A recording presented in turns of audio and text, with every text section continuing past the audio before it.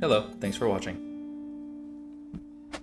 Today I'll be showing you a tutorial on how to put together a no-stitch bottle sling that I designed.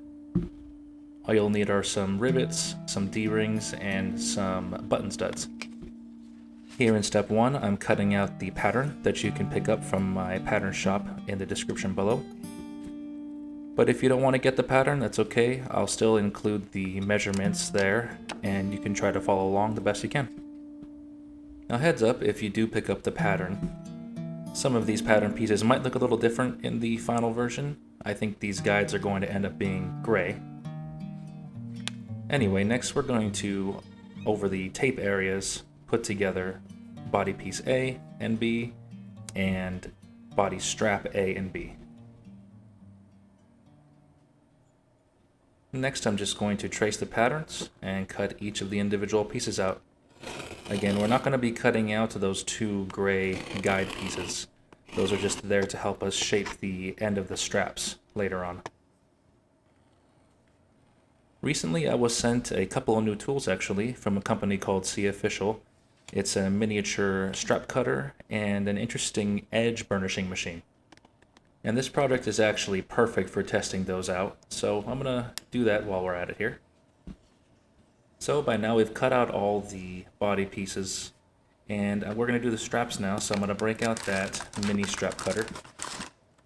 Do it a little unboxing style for you here. And this one's actually pretty nice. I do have another strap cutter, the Craft Tool wooden one that you see everyone has, but this one's kind of like almost a titanium, maybe a heavyweight aluminum construction.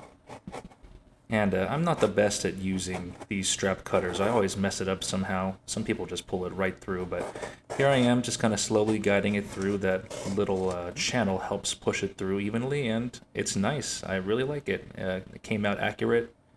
No complaints. So now I'm using the body strap pattern piece to mark and shape the edges. You can get the length correct. If you don't have a punch like I do, you can just do it manually. And we're going to do the same for these loop pieces here. We're going to cut 3 loop number 1 pieces, these more slender ones, and then we are going to cut 1 larger loop number 2 piece. Next I'm going to go back to my new strap cutter here, and we're going to cut the arm strap, which is going to be made of 2 pieces, 1 longer and 1 shorter. So here's all the pieces laid out. Again, if you don't get the pattern, you can find the measurements below. Now this guide here is going to help us shape the end of the body straps that are going to loop around the D-rings. Here I'm marking where we're going to skive down the strap so that it's a little easier to wrap around and rivet. And you don't have to skive it too deep. Just a little bit like that is going to go a long way. Next, using the same guide, I'm going to flip it over to the grain side, and I'm going to mark those 2 punch holes. I'm going to punch those through according to the size of the rivets that I'm using, which I'll show you later. Of course, make sure to punch holes according to the size of rivets you'll be using.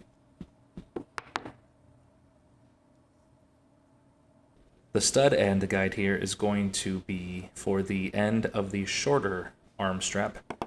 This one we are going to mark, punch, and set one of the button studs. I'll be using some thicker studs. This is just what I have on hand. Ideally a smaller one would work, but you know what, I'm running with it, and I'm going to make this design a little chunky. I like the look of it. Next I'm taking the guide for the longer portion of the arm strap. I've already gone and rounded the end there, and I'm just going to mark all the different punch holes. You can see on the pattern that there's some lines protruding, and that's because the punch is actually a lot smaller than the button stud. It's not going to fit, but we can cut a little slice coming off of that punch there, and that'll help it squeeze over the top of the button stud and create a nice secure fit. Also, as a side note, apologies for some of the shaking you might see in some of the shots here. I got a new camera setup, and I'm just working out the kinks.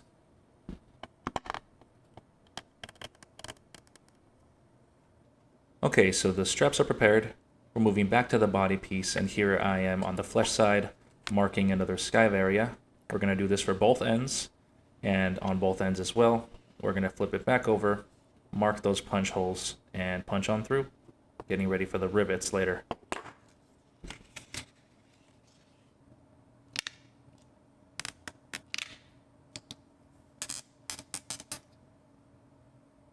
I'm also going to use the pattern to mark where the 8 slots will be punched, so that later we can weave through the body straps.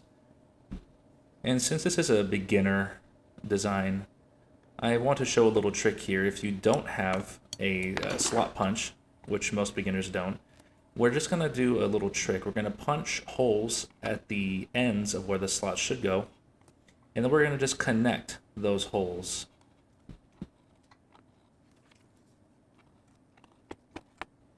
And there you go.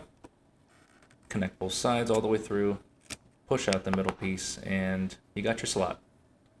So make sure to do that for all 8. Now moving back to the 2 body straps. We're going to use the guide to mark one hole at the end, punch through, and attach the button stud. Then we'll flip it around and mark where the adjustable punch holes will go.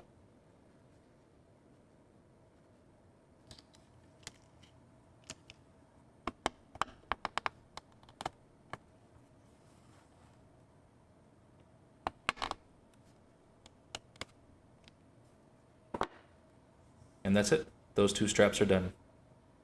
So now we're going to move on to the shoulder pad, and we're going to mark where the slots are also going to be punched on this piece.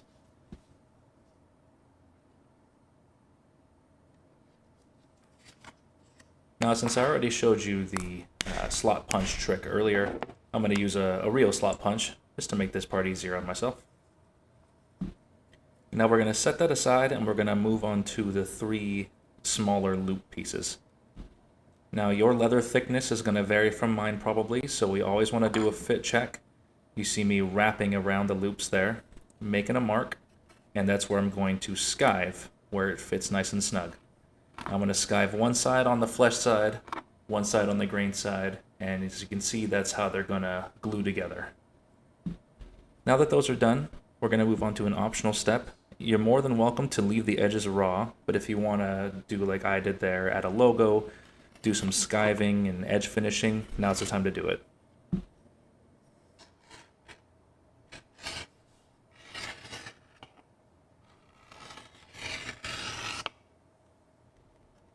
So as I mentioned earlier, I was sent that edge burnishing machine. And I'm pretty excited to try it out because I don't have the most patience for burnishing what feels like 100 miles of edges, especially on this project, which is basically all straps. And you know how it is burnishing straps. They're all floppy and they're kind of hard to really burnish effectively. You have to go section by section. So I'm looking forward to trying this out. Here's the unboxing on this as well that I recorded earlier. And it's pretty nice. It's a clamp-on style mount, which is pretty convenient for me. You can just clamp it right onto the edge of my work desk here. Feels nice and heavy. And it comes with all these various nibs that you can attach.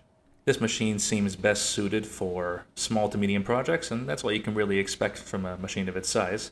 You can see that it's fully adjustable, and it comes with this nice wrench that you can use to secure the pieces on. As a dial with a variable speed, and I'm going to use this nib. I'm going to prime it with some wax, and going to see if it works for waxing up the edges. And it does a fine job. I do find that I have to reapply the wax often, so it might not be best for that application, but hey, this is just testing out here. So here I go, fully burnishing the pieces here, and honestly, I'm very happy with the way it turned out. You can see a side by side, and this is, I can already tell, going to be something I use often. It's going to make burnishing so much quicker for me, and I couldn't be happier. Okay, so now we're getting ready for final assembly, and we're going to start by gluing all the loop pieces shut. And we're also going to size the wider loop number 2 piece. Instead of marking where I'm going to skive, I'm actually marking where I'm going to chop it down to size. Again, I leave a little extra on the pattern because your leather thickness may vary. So this is gonna butt up against each other instead of overlapping. As you can see here, glue it towards the middle, wrap it around, butt up the ends, set the glue, and that's done. Now here are the D-rings I'm going to be using, more of a square ring, and I'm going to now set both D-rings on either end of the body piece.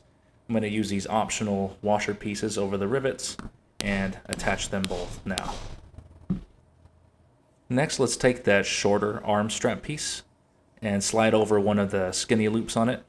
And now we're going to do the same. We're going to rivet down both ends of the shoulder strap.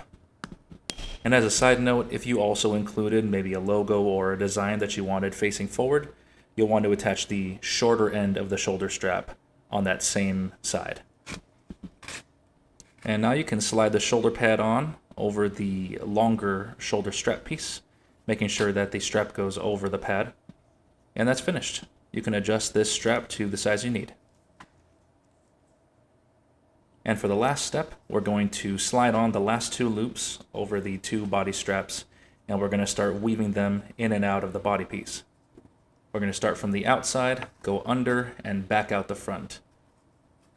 Flip it over, weave it through the same way as you see here, and then you can clasp it, adjust it, kind of mess around with it and get it to the right shape. And then we're going to do for the second strap, and we're done. So there you have it, a simple bottle sling design, perfect for carrying around any bottle this summer. This particular sling was made for my beautiful model here.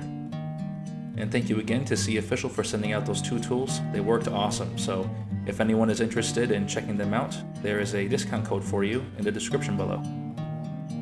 So thank you all for watching, I really appreciate it. Please like and share the video, subscribe if you enjoyed this, and if you have something to say, you can drop me a comment. See you all again for the next project.